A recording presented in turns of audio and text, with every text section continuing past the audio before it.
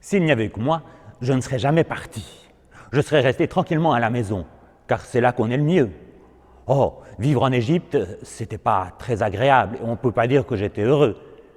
Mais j'avais mes habitudes, il y avait suffisamment à manger, et la culture égyptienne était une culture remarquable.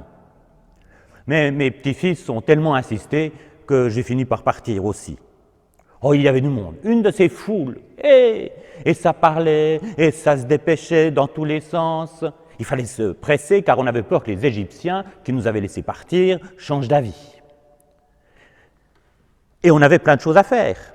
On devait rencontrer ce Dieu, faire un sacrifice, un Dieu qu'on ne connaissait pas, qui était soi-disant le nôtre, mais qu'on n'avait jamais vu. Alors on est parti. Et quand au bord de la mer, on a vu que les Égyptiens étaient sur nos talons, bien la mer s'est ouverte, c'était extraordinaire.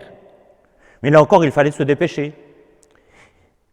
Et en fait, il aurait valu la peine de regarder, d'observer, il y avait plein de choses à voir au fond de la mer. Ces deux grands rideaux d'eau étaient splendides, mais non, on devait se dépêcher, courir, toujours courir.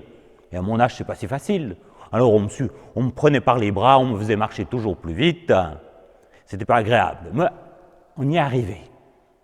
Et là, ça a été la fête, car la mer se reformait sur les Égyptiens, on était vraiment libres.